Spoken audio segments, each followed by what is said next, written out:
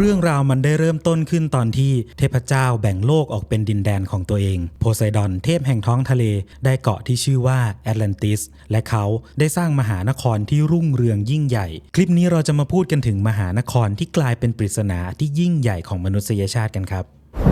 โพไซดอนเทพแห่งท้องทะเลได้รับเกาะแอตแลนติสเป็นอาณาเขตที่ใจกลางเกาะมีเนินเขาเล็กๆซึ่งเป็นที่อยู่อาศัยของหญิงสาวนามว่าไคลโตเพื่อปกป้องนางโพไซดอนขุดผืนดินและปล่อยน้ำทะเลล้อมรอบเนินเขากลายเป็นวงแหวนสลับกันระหว่างผืนดิน2ชั้นกับคลองน้ำ3ชั้นไม่มีมนุษย์คนไหนในยุคนั้นสามารถข้ามเข้าไปถึงใจกลางได้โพไซดอนและไคลโตมีลูกชายฝาแฝด5คู่รวมทั้งหมด10คนเขาได้แบ่งเกาะออกเป็น10อาณาจักรและมอบอำนาจสูงสุดให้ลูกชายคนโตที่ชื่อว่าแอตลาสชื่อของกษัตริย์องค์นี้จึงกลายเป็นชื่อของเกาะและตามเรื่องเล่าของเพลโต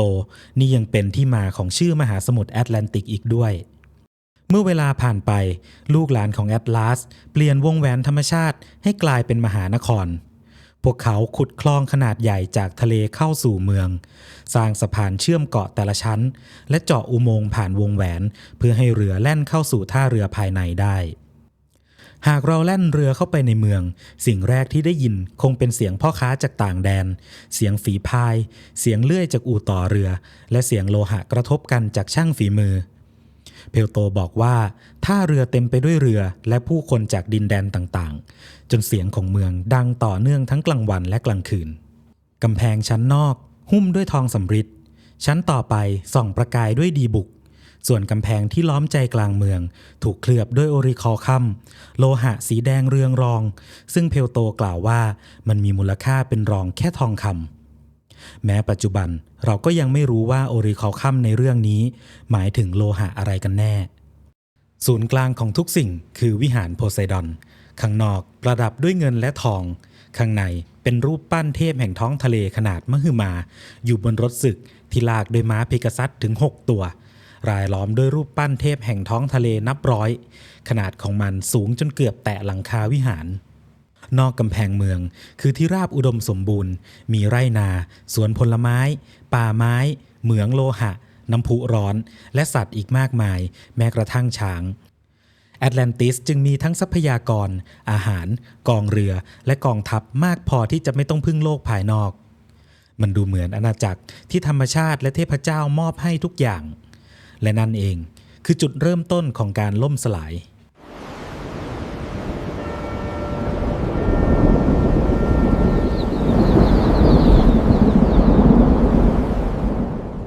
เปลโตเล่าว่าในช่วงแรกผู้ปกครองของแอตแลนติสยังคงมีความเป็นเทพเจ้าอยู่ในตัวพวกเขาเชื่อฟังกฎหมายไม่หลงไหลในทองคำและมองความมั่งคั่งเป็นแค่ภาระที่ต้องบริหารเพื่อประโยชน์ของอาณาจักรกษัตริย์ทั้ง10ปกครองดินแดนของตัวเองแต่จะมารวมตัวกันที่วิหารโพไซดอนตามเวลาที่กำหนดที่นั่นพวกเขาต้องจับวัวกระทิงโดยไม่ใช้อาวุธเหล็กทำพิธีบูชายัญและกล่าวคำสาบานว่าจะตัดสินคดีตามกฎหมายซึ่งสลักอยู่บนเสาโอริคาคัมแต่พอเวลาผ่านไปหลายชั่วอายุคนส่วนที่เป็นเทพเจ้าในสายเลือดของพวกเขาก็ค่อยๆจางลงขณะที่ความเป็นมนุษย์เพิ่มมากขึ้นสิ่งที่เคยถูกมองว่าเป็นแค่เครื่องมือ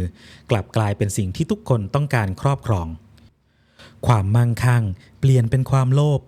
ความมั่นคงเปลี่ยนเป็นความทะเยอทะยานและอำนาจที่เคยใช้ปกป้องเมืองถูกนำไปใช้เพื่อครอบครองคนอื่นกองเรือของแอตแลนติสเคลื่อนผ่านเสาแห่งเฮราคลิสเข้าสู่ทะเลเมดิเตอร์เรเนียนตามคำบรรยายของเพลโตพวกเขายึดครองดินแดนในแอฟริกาเหนือไปจนถึงอียิปต์และขยายอำนาจในยุโรปไปไกลจนถึงบริเวณของอิตาลีเมืองต่างๆพ่ายแพ้ลงทีละแห่งจนกระทั่งเหลือแค่เอเธนส์ในเรื่องเล่าของเพลโตที่ยังยืนหยัดต่อต้านแม้พันธมิตรจะทอดทิ้งแม้ต้องสู้ตามลำพังชาวเอเธนส์กลับสามารถหยุดการรุกรานและปลดปล่อยดินแดนที่ตกอยู่ใต้อำนาจของแอตแลนติสได้สำเร็จ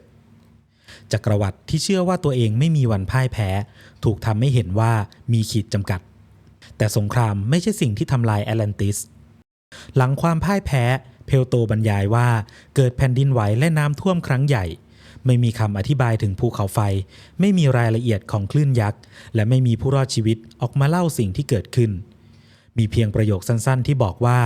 ภายใน1 วันกับ1 คืนแห่งความหายนะกองทัพของเอเธนส์ถูกแผ่นดินกลืนส่วนเกาะแอตแลนติสจมหายลงสู่ทะเลท่าเรือซึ่งเต็มไปด้วยเรือถูกน้ำกลืนวิหารโพไซดอนพังลงพร้อมรูปปั้นขนาดมหึมาคลองวงแหวนที่เคยปกป้องเมืองกลายเป็นเส้นทางให้น้ำทะเลไหลเข้าสู่ใจกลางอาณาจักรรุ่งเช้าวันต่อมามหานครซึ่งเคยควบคุมดินแดนกว้างใหญ่ไม่เหลืออยู่บนผิวน้ำอีกต่อไปเพลโตเล่าว่าบริเวณนั้นกลายเป็นทะเลตื้นเต็มไปด้วยโคลนที่ทำให้เรือไม่สามารถแล่นผ่านได้แต่เรื่องราวยังคงมีปริศนาอีกชั้นหนึ่งในช่วงท้ายของครีเทียสเมื่อเหล่าเทพเจ้ามองเห็นว่าชาวแอตแลนติสเสื่อมจากคุณธรรมซุสจึงเรียกเทพทุกองค์มารวมตัวกันเพื่อประกาศบทลงโทษที่จะทำให้พวกเขากลับมามีสติซุสกำลังจะกล่าวคำพูดและบทสนทนาก็หยุดลงตรงนั้นเราไม่รู้ว่าเพลโตตั้งใจจะเขียนต่อแต่ไม่สำเร็จหรือจงใจปล่อยให้เรื่องจบลงแบบนี้สิ่งที่เหลืออยู่จึงไม่ใช่แค่ตำนานของเมืองที่สูญหายแต่เป็นเรื่องเล่าที่ไม่เคยมีตอนจบที่สมบูรณ์และหากต้องการรู้ว่าเบื้องหลังเรื่องนี้มีความจริงแค่ไหนเราต้องออกจากโลกของเพลโตแล้วมองลงไปยังพื้นของมหาสมุทรจุดเริ่มต้นที่ดูชัดเจนที่สุดคือเสาแห่งเฮราคลิสถ้าสถานที่นี้หมายถึงช่องแคบยิบรอนตาจริงแอตแลนติสก็ควรจะตั้งอยู่ทางตะวันตกในมหาสมุทรแอตแลนติกแต่ตลอดหลายศตวรรษมีคนเสนอว่าเกาะอาโซสหมู่เกาะคานารีหรือดินแดนกลางมหาสมุทรอาจจะเป็นยอดเขาที่หลงเหลือจากอาณาจักรที่จมหายมานานบางแนวคิดลากแอตแลนติสไปไกลถึงทวีปอเมริกาแคริบเบียนหรือแม้แต่แอนตาร์กติกาแต่ความรู้ทางธรณีวิทยาสมัยใหม่ทำให้แนวคิดเรื่องมหาทวีปขนาดมหึมาที่จมลงอย่างฉับพลันในช่วงเวลาของมนุษย์เป็นไปได้ยากมากการสำรวจพื้นมหาสมุทรยังไม่พบร่องรอยเกาะขนาดใหญ่ตามคำบรรยายซึ่งหายลงไปเมื่อกว่า 10,000 ปีก่อนช่วงเวลาก็เป็นปัญหาเช่นกันในราว 9,600 ปีก่อนคริสตกาลมนุษย์บางพื้นที่เริ่มสร้างชุมชนและศาสนสถานที่ซับซ้อนแต่เรายังไม่มีหลักฐานของจักรวรรดิทางทะเลขนาดใหญ่ที่มีทั้งเรือรบมีโลหกรรมกองทัพจำนวนมหาศาลและระบบบริหารตามที่เพลโตบรรยายที่สำคัญแอตแลนติสไม่มีวัฒนธรรมที่เป็นวัตถุที่สามารถตรวจสอบได้ไม่มีภาษาหรือจารึกที่รู้จักไม่มีเครื่องปั้นดินเผาแบบเฉพาะไม่มีสุสานของกษัตริย์ทั้ง10และไม่มีซากเรือที่เชื่อมโยงกับอาณาจักรนี้ได้โดยตรงหลักฐานทุกชิ้นยังคงย้อนกลับไปหาชายคนเดิมเพลโตยังไงก็ตามนั่นไม่ได้หมายความว่าเขาสร้างรายละเอียดทุกอย่างขึ้นจากความว่างเปล่าเพราะในโลกของกรีกมีเมืองจริงหลายแห่งที่รุ่งเรืองถูกภัยพิบัติทำลายและอาจทิ้งเศษเสี้ยวของความทรงจำเอาไว้ในตำนานของแอตแลนติสผู้ต้องสงสัยที่มีชื่อเสียงที่สุดตั้งอยู่ห่างจากมหาสมุทรแอตแลนติสหลายพันกิโลเมตรบนเกาะเทราหรือซานโตรินีในปัจจุบันเมื่อราว 3,600 ปีก่อนที่นี่เป็นที่ตั้งของเมืองอะครอติรีเมืองท่าของโลกยุคสำริดซึ่งเชื่อมโยงกับอารยธรรมมิโนอันอาคารบางแห่งสูงหลายชั้นผนังประดับภาพเรือสัตว์และผู้คนในเสื้อผ้าสีสดมีถนนโรงเก็บสินค้าระบบระบายน้ำและหลักฐานการค้าทางทะเลกับดินแดนที่อยู่ห่างออกไปจากนั้นภูเขาไฟเทราก็ระเบิดเท่าฐานปกคลุมเมืองเกิดแผ่นดินไหวการยุบตัวของแอ่งภูเขาไฟและคลื่นสึนามิซึ่งส่งผลกระทบต่อพื้นที่รอบทะเลอีเจียนเมืองอะครอติรีถูกฝังและหายไปจากประวัติศาสตร์เป็นเวลาหลายพันปีภาพของอารยธรรมทางทะเลอันมั่งคั่งบนเกาะซึ่งถูกทำลายด้วยภัยพิบัติดูคล้ายกับแอตแลนติสอย่างน่าประหลาดซานโตรินีในปัจจุบันยังคงมีรูปร่างคล้ายวงแหวนล้อมแอ่งทะเลขนาดใหญ่ที่ทำให้ทฤษฎีนี้ดูดึงดูดใจแต่เมื่อพิจารณาอย่างละเอียดก็ยังมีความแตกต่างที่ชัดเจนอะคอติรีอยู่ด้านในเสาแห่งเฮราคลิสไม่ใช่ด้านนอกเหตุการณ์เกิดขึ้นราว 1,600 ปีก่อนคริสตกาลไม่ใช่ 9,600 ปีก่อนคริสตกาลและไม่มีหลักฐานว่ามันเคยเป็นเมืองหลวงของจักรวรรดิที่ยึดครองโลกเมดิเตอร์เรเนียนซานโตรินีจึงอาจเป็นแรงบันดาลใจบางส่วนแต่ยังไม่ใช่แอตแลนติสที่ได้รับการพิสูจน์ผู้ต้องสงสัยแห่งที่2อยู่ในกรีซและเหตุการณ์เกิดขึ้นใกล้กับยุคของเพลโตมากกว่า เฮลิเคเคยเป็นนครสำคัญของแคว้นอาคายาตั้งอยู่ใกล้อ่าวคอรินและบูชาโพไซดอนเป็นเทพองค์สำคัญในปี 373 ก่อนคริสตกาลเมืองได้รับความเสียหายจากแผ่นดินไหวและสึนามิซากของมันถูกฝังอยู่ใต้ตะกอนของพื้นที่ที่เคยเป็นทะเลสาบชายฝั่งลองคิดดูว่าเพลโตอาศัยอยู่ในโลกที่ข่าวของเมืองกรีกซึ่งถูกแผ่นดินไหวและน้ำทะเลทำลายข่าวนั้นยังเป็นความทรงจำร่วมสมัยของเขาเหตุการณ์ของเฮลิเคอาจแสดงให้ผู้คนในยุคนั้นเห็นว่าเมืองทั้งเมืองสามารถหายไปได้จริงในเวลาอันรวดเร็วแต่เฮลิเคเป็นนครรัฐขนาดเล็กไม่ใช่เกาะนอกยิบรอนตาและไม่มีหลักฐานว่าเพลโตนำเหตุการณ์นี้มาใช้โดยตรงสถานที่สุดท้ายอยู่ทางตะวันตกเฉียงใต้ของคาบสมุทรไอเบีเรียบริเวณประเทศสเปนในปัจจุบันที่นั่นเคยมีวัฒนธรรมซึ่งชาวกรีกรู้จักในชื่อตาเตสซอสดินแดนมั่งคั่งจากการค้าเงินทองแดงและแร่โลหะซึ่งตั้งอยู่ใกล้ปากทางออกสู่มหาสมุทรแอตแลนติกทั้งตำแหน่งความมั่งคั่งและความสัมพันธ์กับโลหะทำให้บางคนเชื่อมโยงตาเตสซอสเข้ากับแอตแลนติสเมื่อชื่อของอาณาจักรนี้ค่อยๆเลือนหายจากบันทึกของชาวกรีกความลึกลับก็ยิ่งเพิ่มขึ้นแต่โบราณคดีแสดงให้เห็นว่าผู้คนและวัฒนธรรมในภูมิภาคไม่ได้หายไปในคืนเดียวและจนถึงปัจจุบันยังไม่มีการค้นพบเมืองวงแหวน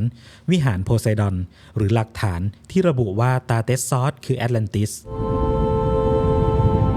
สถานที่ทั้ง3แห่งมีบางสิ่งตรงกับเรื่องของเพลโตแต่ไม่มีที่ไหนตรงทุกอย่างบางทีเราอาจค้นหาแอตแลนติสผิดที่มาตลอดเพราะเบาะแสสำคัญที่สุดอาจไม่ได้อยู่ใต้ทะเล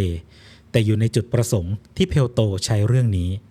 ในทิเมอุสหรือคริเตียสแอตแลนติสไม่ได้เป็นเพียงเมืองที่งดงามมันถูกวางให้เป็นขั้วตรงข้ามของเอเธนส์ในอุดมคติฝ่ายหนึ่งมั่งคั่งมีกองเรือมหาศาลและต้องการขยายอำนาจส่วนอีกฝ่ายมีระเบียบวินัยและยืนหยัดเพื่อเสรีภาพแม้จะต้องต่อสู้เพียงลำพังนี่ไม่ใช่โครงสร้างของการบันทึกการเดินทางแต่คล้ายกับการทดลองทางความคิดเพลโตเติบโตขึ้นในช่วงที่เอเธนส์ผ่านสงครามความพ่ายแพ้ความขัดแย้งทางการเมืองและการเปลี่ยนแปลงการปกครองเขาเห็นว่าเมืองที่เคยมีอำนาจสามารถตัดสินใจผิดพลาดได้และเห็นว่าสังคมที่เชื่อว่าตัวเองยิ่งใหญ่ก็อาจเสื่อมจากภายในก่อนที่ศัตรูจะทำลายมันซะอีกแอตแลนติสมีองค์ประกอบของคำเตือนทางการเมืองอย่างชัดเจนอาณาจักรไม่ได้ถูกลงโทษเพราะร่ำรวยหรือเพราะก้าวหน้าแต่เพราะผู้ปกครองสูญเสียความยับยั้งชั่งใจเปลี่ยนอำนาจเป็นความชอบธรรมและเชื่อว่าความเหนือกว่าทำให้ตัวเองมีสิทธิ์เหนือผู้อื่นเป็นไปได้ว่าเพลโตสร้างอาณาจักรขึ้นใหม่ทั้งหมดและเติมรายละเอียดให้สมจริงเพื่อให้คำเตือนมีพลังมากขึ้นอีกความเป็นไปได้ก็คือเขานำความทรงจำจากภัยพิบัติหลายแห่งมารวมกันอาจมีความรุ่งเรืองของโลกมิโนอันการระเบิดของเทราเมืองเฮลิเคที่ถูกทำลายเรื่องเล่าจากอียิปต์และประสบการณ์ทางการเมืองของเอเธนส์สิ่งต่างๆเหล่านั้นอาจไม่ได้รวมเป็นเมืองจริงแค่เมืองเดียวแต่มันรวมกันเป็นแอตแลนติสจนถึงวันนี้ยังไม่มีหลักฐานทางโบราณคดีที่ยืนยันการมีอยู่ของแอตแลนติสตามคำบรรยายของเพลโตไม่มีพิกัดไหนได้รับการยอมรับไม่มีซากเมืองไหนตอบคำถามได้ทั้งหมดซันโตรินีอาจมอบภาพของเกาะที่ถูกภูเขาไฟทำลายเฮลิเคอาจมอบความทรงจำของเมืองที่ถูกแผ่นดินไหวและทะเลกลืนส่วนตาเตสซอสอาจมอบภาพของอาณาจักรมั่งคั่งที่อยู่เลยเสาเฮราคีสออกไปแต่แอตแลนติสที่เรารู้จักอาจถือกำเนิดขึ้นบนหน้ากระดาษของเพลโตถึงอย่างนั้นการที่เมืองอาจจะกลายเป็นเรื่องแต่งก็ไม่ได้ทำให้คำเตือนของมันสูญเสียความหมายเพราะตลอดประวัติศาสตร์ที่มีเมืองและจักรวรรดิจริงมากมายต่างก็เคยเชื่อว่าตัวเองจะคงอยู่ตลอดไปท้ายที่สุดก็ถูกสงครามภัยพิบัติหรือความผิดพลาดของตัวเองลบออกจากแผนที่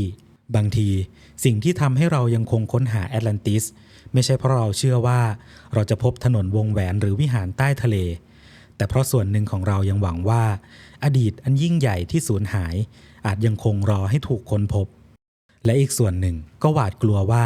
ชะตากรรมของมันอาจเกิดขึ้นกับเราได้เช่นกันเพราะคำเตือนที่แท้จริงของแอตแลนติสอาจไม่ใช่การบอกว่าธรรมชาติสามารถทำลายมหานครได้เร็วแค่ไหนแต่มันอาจจะเป็นการบอกว่า ก่อนคลื่นลูกสุดท้ายจะมาถึงอารยธรรมหนึ่งสามารถทำลายตัวเองไปได้แล้วมากแค่ไหนแล้วคุณล่ะครับเชื่อว่าแอตแลนติสเคยมีอยู่จริงหรือเป็นแค่เรื่องเล่าที่ยิ่งใหญ่ที่สุดเรื่องหนึ่งของเพลโตแสดงความคิดเห็นไว้ใต้คลิปและหากอยากร่วมเดินทางไปสำรวจอารยธรรมที่สูญหายแห่งต่อไปอย่าลืมกดติดตามบิวบอนไว้ครับ